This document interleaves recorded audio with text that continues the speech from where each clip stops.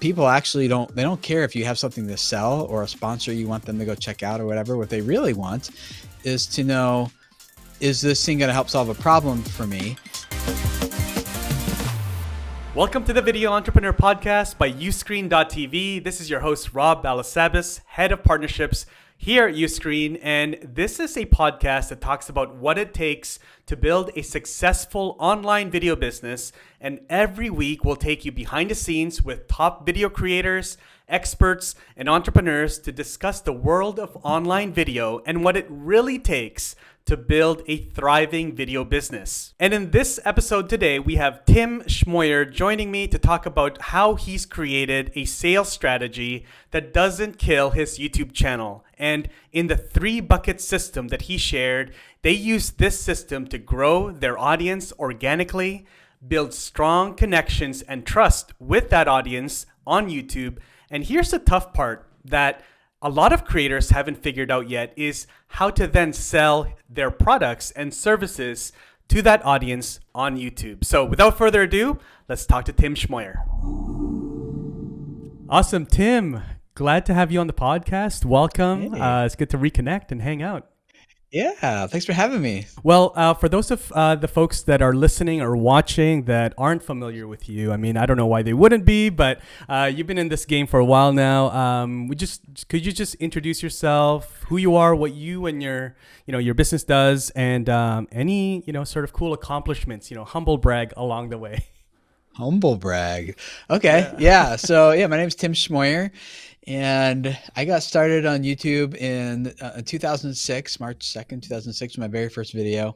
I was in graduate school, halfway across the country from my family, and this thing called, I just wanted a way to introduce my family at the time to this girl I was dating when I was in school. And YouTube had just started like a few months before. And I was like, oh, I could just put a video of us on here. And so we started making videos of what today would be called vlogs. Back then, that wasn't a word. There was no such thing as vlogging. It was just being awkward in public with a camera. And so we'd make videos going out to eat, going out to the movies, going out to the park, just, us hanging out, and put those on YouTube. I send the link to my family back home. And then other people started watching, and I was, a little concerned because this was like days of MySpace. If you remember back in MySpace, you don't use your real name on the internet. Yep. If you do, people hunt you down and kill you for some reason, And so I was like, who is CatLicker72 and why do they keep commenting on my videos? And I was like, well, how are they finding me? Why do they keep coming back? Why are they watching? And so all these questions were going through my head, and I was trying to find the answers to them, and found out nobody really knew. People were kind of like, hey, Tim, good questions. If you find out the answer, let us know, because we're trying to figure that out too. So it's just, there's no YouTube industry or online video industry or anything back then. It was just me and 2 other guys who were trying to figure this out. And so, and I think one of them, Mark Robertson. Do you know Mark? Yeah. So it's Mark Robertson, me, and another guy. So named Kevin Nolte, who isn't currently doing it anymore. He's totally left YouTube. But it was the 3 of us. And so Mark and I started talking. He was running a blog called Real SEO at the time, which doesn't exist anymore. It got bought out, but and so YouTube started growing, and him and I were going back and forth, staying on top of this thing. And long story short, skip ahead a little bit. My girlfriend and I decided we were just going to keep making videos. And so we put everything from our engagement to our wedding, our honeymoon, first house, first job, and kept doing. And before long, we had about 1 million people a month watching us on YouTube, which back then was unheard of, and people are like, how are you doing this? What's going on your channel? And we're like, I don't really know, but here's what I think is happening. And at the time I was a youth and family worker, and I just really loved working with teenagers and their families and seeing those lives change and those relationships growing. And I was working with about 180 students a week.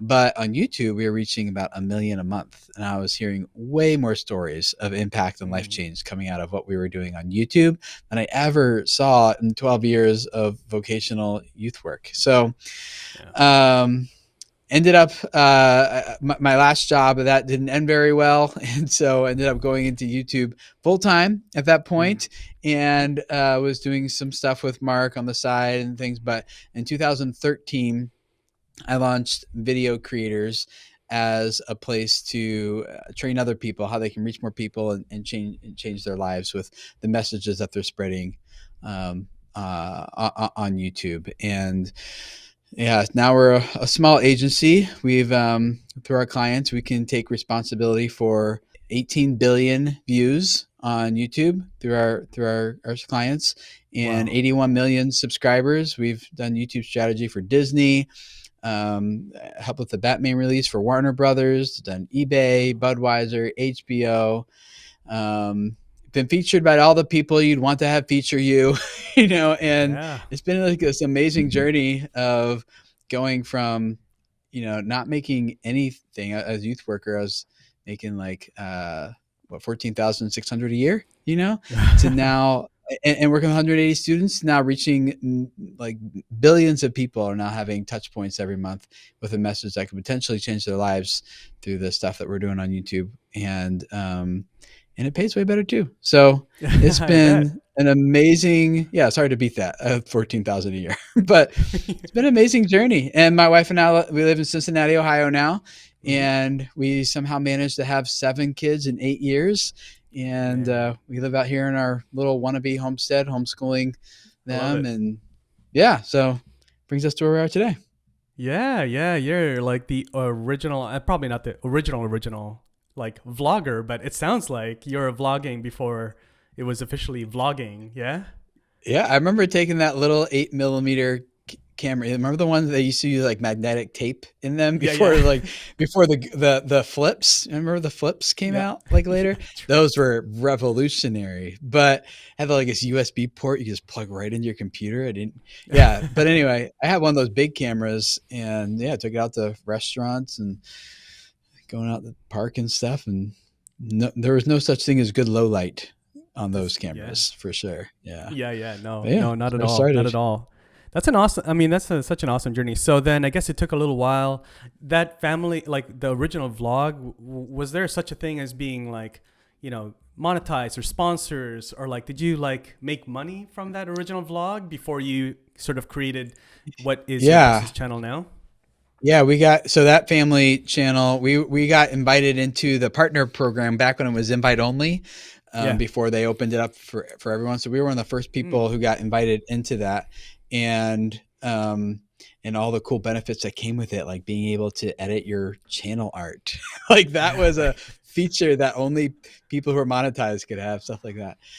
Uh, but yeah, I started Video Creators though, mostly because I was like, we're reaching our 1 million people a month, but what if I could help other people reach their 1 million a month? Like, what kind of impact could I have on the world if I was helping other people? Like, I might have a message to spread that could impact 1 million people a month, but if I could help 1,000 other people get to 1 million a month, like that is way more impact. And I was more interested in that than just kind of turning our family vlog into this thing. And plus, as we have more and more kids, we got more and more busy, and Mm-hmm. that wasn't a sustainable thing for our family in the long term. So now it's kind of like the channel's there, it's on the shelf.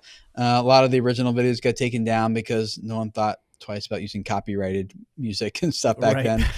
But so it's there. It's mostly inactive, and most of our time is put on Video Creators now.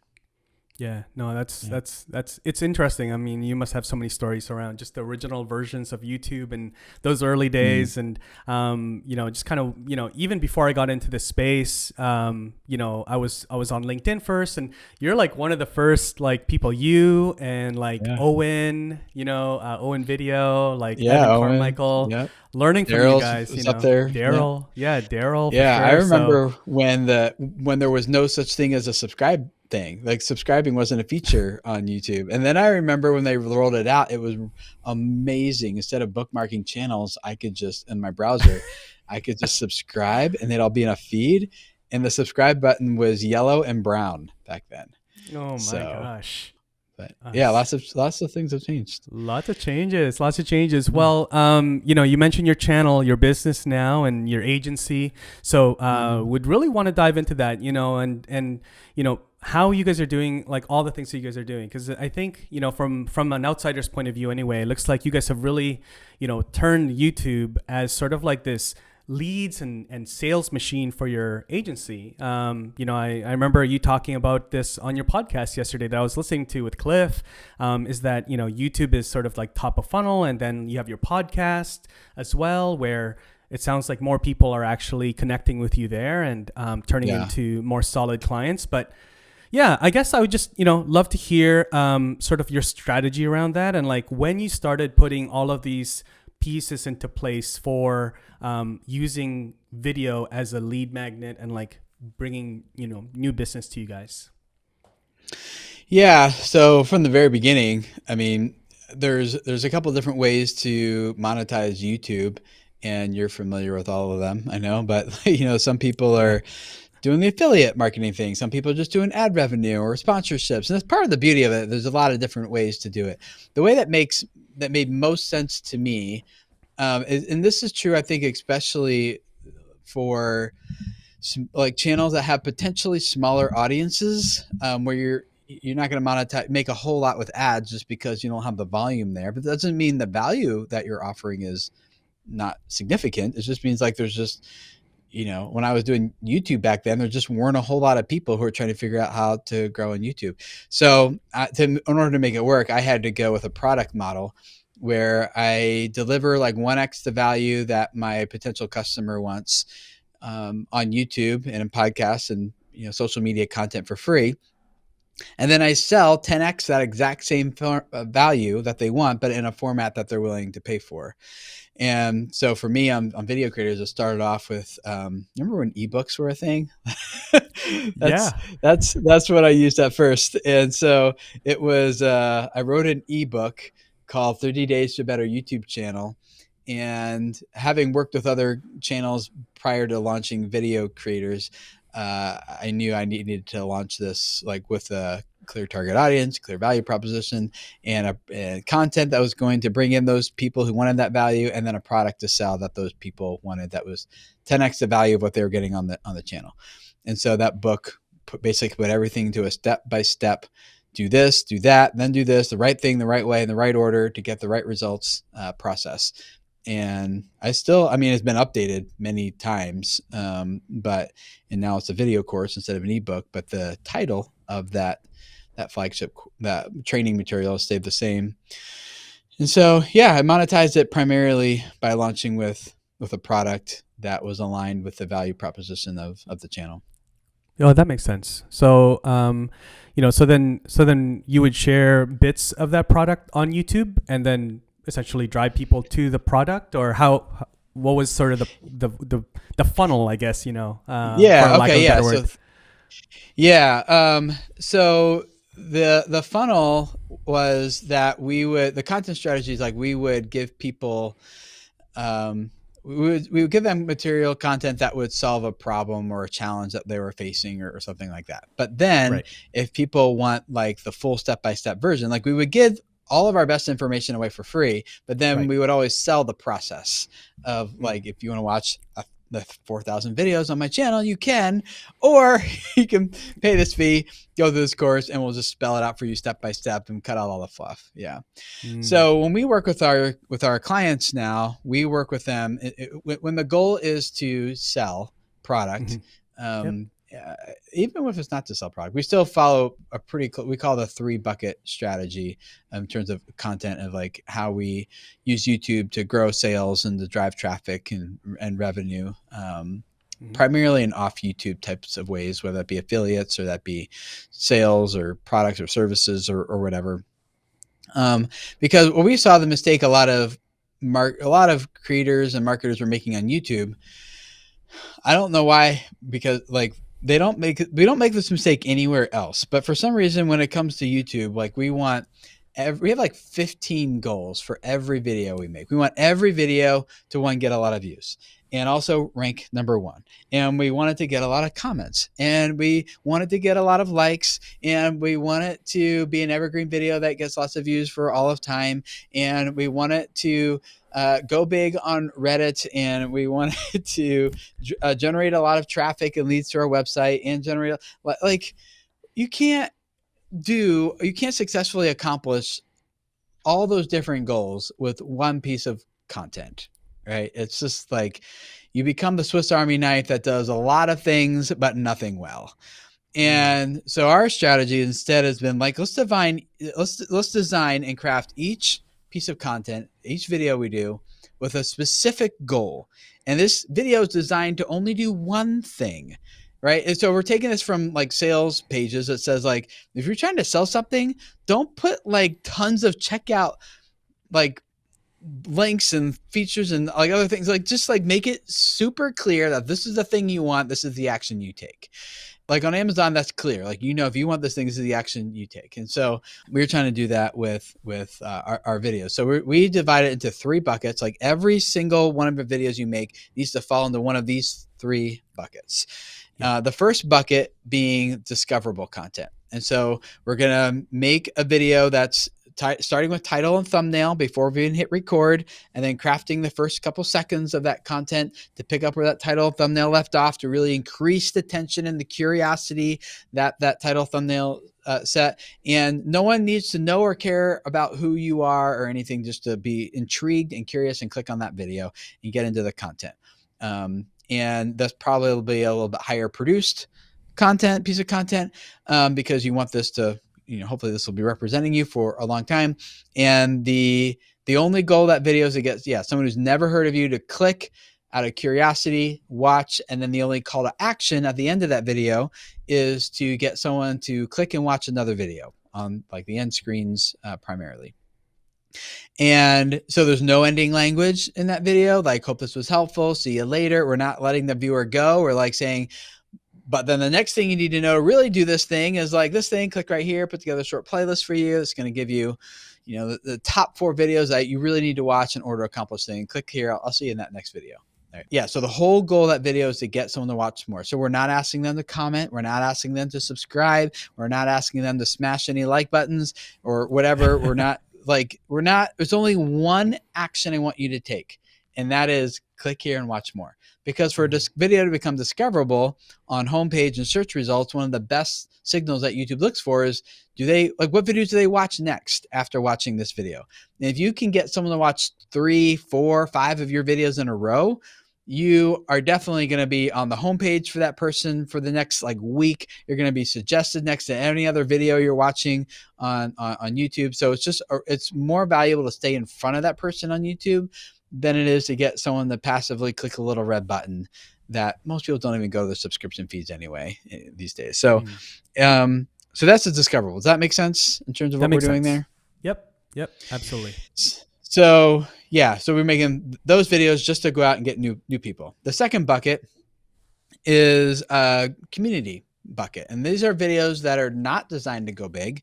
These are not intended to get millions of views necessarily. These are videos that are intended just to engage my existing audience. And it's to nurture the relationship I have there. So the goal of this bucket is to grow the know, like, and trust factors with the audience you currently have.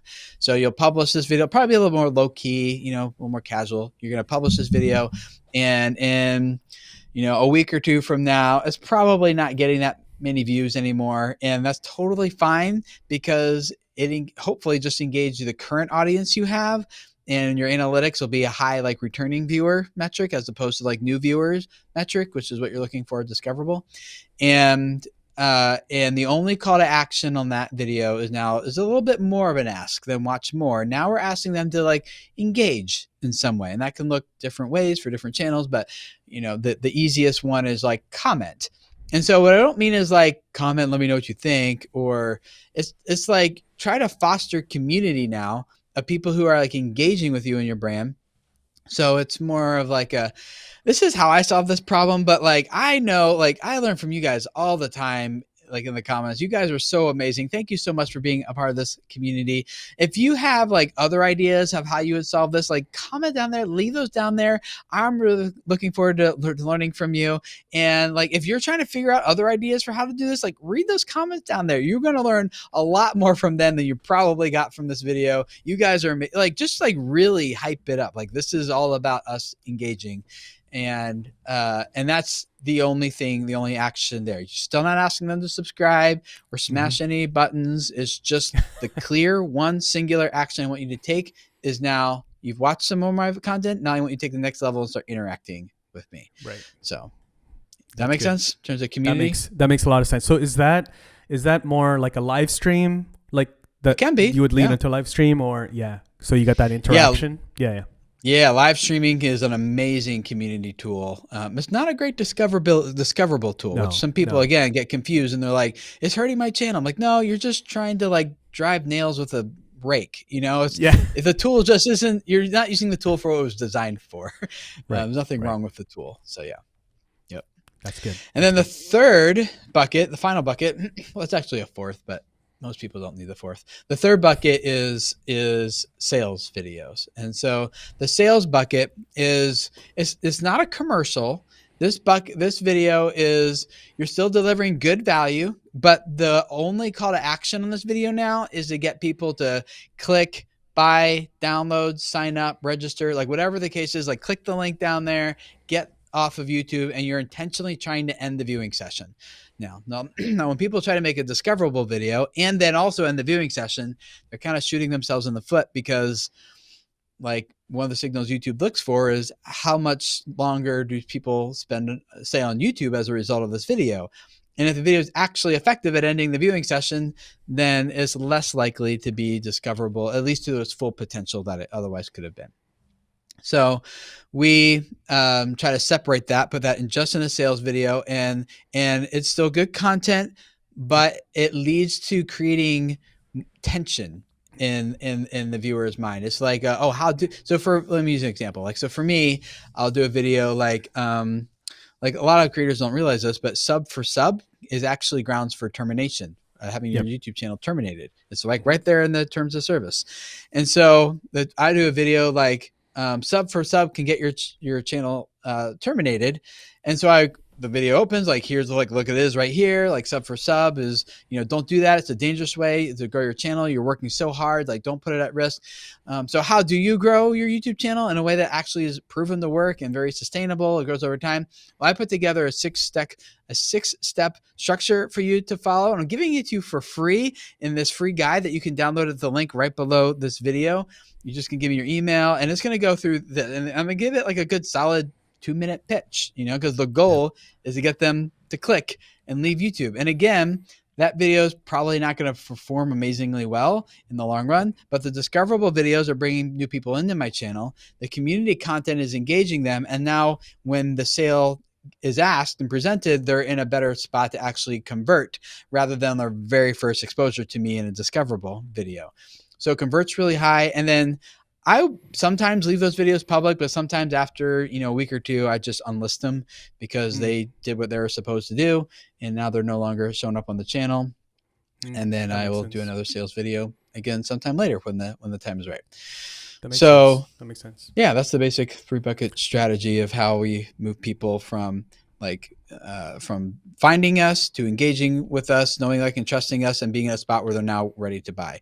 It's basically the same thing that you're probably used to in email marketing. You have a lead magnet that gets people in, high value, like a lot of work went into making this thing amazing. And then you have a nurturing campaign, maybe 4 or 5 emails that like nurtures that relationship. This is who we are, but it's also saying like, here's the bigger problem you have that we can help, that you have, identifying the problem. And then email maybe 5, for example, is now asking for the sale. And so we're just kind of following that same process on our channel. Yeah, that makes sense. Laying it out like that makes a lot of sense. Like I'm curious now, I guess, because you will tend to unlist the sales video, but like, I guess looking back at your channel, what's like the breakdown of, sort of like, is it Yeah. 40% discoverable videos and like 40%, 40, 40, 20, or what's the Yep. sort of split It there? depends on what the goal, like what the channel's trying to accomplish. So if they're, Makes let's sense. say, I worked with one guy earlier today and he just felt stuck, and he's like, I'm not getting momentum. And it's because he was honestly just kind of doing a lot of community videos. Right. There's a lot of friction for a first time viewer to want to watch and get into one of those videos. So for him to spark growth, like he really needed to focus more on discoverable content. And for a channel like his, be totally appropriate for him just to do a bunch of discoverable videos and not do any community videos for a while. Mhm. But then the other channels that are like, hey, we got high monthly views, but they're not converting into subscribers on our channel. Well, then in Right. that case, it let's double down on some community stuff, because they're getting good value, but they don't really care about you enough to actually come back. Or if it's like, hey, I've got good channels growing and I got a good community here, and I just feel like there's an opportunity to monetize it better. Like, all right, then like, have you done sales? No sales, right? That So is, yeah. if on an average channel, we would say like if you're doing one video a week, 4 videos a month, I would say maybe two discoverable, one community, and one sales every month. That's But good. like I said, it's really kind of flexible. Depends on what the channel needs. No, I like the way you put that together because like I think it's easy to then understand which levers you should be like Mm-hmm. cranking up. Like, hey, we're kind of lacking here or weak here. Let's do more of this, and then separating and categorizing your videos into that. Because I think a lot of creators kind of look at their videos as like one type of video. Let's get more views. Yes. And Yes. they're not thinking the way you're thinking. Was like, okay, this video has specific intentions and goals for it, and so Mm-hmm. and then unlisting it is brilliant. So I guess this is sort of like being in the game for so long. This is and growing your channel. Is this? Do you think this is sort of one of the ways that you guys have not killed the channel in terms of like being too salesy and sending traffic off of your channel to your lead magnets and things? Yeah. So yes is the answer to the question. Yeah. Yeah, yeah, So I kind of like answered the question. to give you an example of that, we worked with one guy. He had I don't think I think he shut down his channel, but he had a crypto currency channel, and Yep. he was just stuck at 80,000 subscribers. And he's Mhm. like, I don't know, like this is such a hot topic right now. I should be getting more traction than I am. And he was doing one video every weekday, so 5 videos a week. And every video, the call to action ended up being to buy his course on cryptocurrency. And so after spinning his wheels for a while, he's like, we walked through the 3 bucket strategy with him, and he's like, Tim, so you're telling me I'm gonna go from selling currently 20 times a week to 4 times a week, and I'm supposed to make more money. And we're like, yes. What a He's like, concept, right? Yeah. I know. He's like, okay. He's like, I'm gonna do this, and but and that's maybe parenthetically here. One of the reasons like we have to charge people money is so that they actually do what we say. Because if it's free Right. advice, they won't do it, right? Right. So Right. thankfully, he's like, all right, I'm in. I paid. Like I don't want to waste it, so I'm gonna do it. So they're more committed and they follow your advice. So anyway, so he does that, and so he ended up doing 2 discoverable videos a week, 2 community videos a week, and 1 sales video every week. I Nice. think his sales video was Nice. like every Friday. It was like a sales video basically. And here again, like sales video does not mean low value. Like this is just a sales bit. It's still high value content that leads into, and that's why you need to buy this thing, right? Pitch, and then it's like a 2 or 3 minute like good sales video just pitching that thing. But it doesn't mean the content value is low. So it's not a commercial necessarily. So no one's getting mad or angry like that he's making this content because it's still good value. All right. So the very next month, his channel, 5x growth in every way. Wow. His channel Nice. grew. His monthly views went up 5x, and because of that, his sales went up 5x. So he was doing about $20,000 a month in sales for his online course, and in the very next month doing this, he went to $100,000 in sales. And Wow. it sounds awesome, but if you think about it, it's like it makes sense because all he was doing was selling to the same audience over and over and over again. And Right. so every month he was like losing a few audience members and picking up a few more here and there, but there wasn't Yep. anything intentionally going out and getting new people in. New people. And then even those videos were like always asking for the sale. And those people are like, whoa, bud, it's my first time here. Like, I'm not ready Yeah. to buy from you yet. So like, it was he was just selling to the same audience over and over and over again. But as soon as we separated like these goals and objectives for each video into different buckets, then his discoverable video started bringing in new people who then started engaging with the community content, who then were actually ready for the sale when he asked for it, and they actually converted really high. So so people are just like, oh, I'm trying to, does it make sense? Like, you're selling the That same makes people so over much and over sense. again? Yeah, Yeah. that makes. Like, I mean, that makes so much sense, right? And so but you wouldn't just make a funnel on your channel. Yeah. Exactly. I think that's like such important advice. And so hopefully, if you guys are listening to this, I think start thinking about the content you guys are, creating, and put them in these 3 buckets. So, very, very good. Tim, before I let you go, I need to ask you, what is, with all the sales things that are happening and all you're seeing on YouTube and the way that people are selling on YouTube, what is one tip, one thing they should, that you're seeing people should stop doing, when they're trying to use YouTube as part of their sales, process? Oh man, that's a good question. Well, I think I talked about one of them, which is like, stop trying to sell and get subscribers and commenters and ranking and Too many like asks. on one video. Yeah. Just like design the content to accomplish exactly what you want it, what it's supposed to be accomplished. One thing. All right. So I think that's kind of like a big step forward for a lot of people. I think the other thing is, and this is probably more of like a sales one-on-one thing, but a lot of creators haven't learned sales. They just think that asking people to subscribe will get them to subscribe. But I'm like, when was the last time you subscribed because someone asks you to? Like, that's you don't. Right. Like, no one does that. So, it's when you pitch your channel, like, and so maybe put sales in quotation marks when you're pitching or selling your channel, and remove the quotation marks when you actually are selling a product. What most creators, even on their brand deals, what they do is they just assume that if I have an audience, people will buy. Right. And that, I can tell you, I made that mistake so many times, especially in the early days, and it's just flat out not true. What people actually they don't care if you have something to sell or a sponsor you want them to go check out or whatever. What they really want is to know, is this thing going to help solve a problem for me? And so when you create like the online course, or you create the library of video content that they can get into that solves that problem, people still tend to sell the what and not the why. They sell the features and not the benefits, right? And that's kind of a sales 101 thing for anyone who knows sales. They've heard that before, but I just still see it so commonly. People are like, go through my course. There's seven modules, and lesson number 1 is this, and lesson number 2 is that, and it's over 4 hours of content like in this course. And I'm like, dude, no one cares about how long it is, how many modules there are. All they want to know is like, if you go through this step-by-step process in 31 days, and you do every teaching and you do every assignment in there, you do this process this way, you will have a highly subscribable channel that is poised for massive growth. Like, that's way different than me saying it's 31 days. I don't even know how long that course is, but you get the idea. Like, so pitch the value, the reward, and that comes down to actually, like we said in the very beginning, knowing who your target audience is and what they want.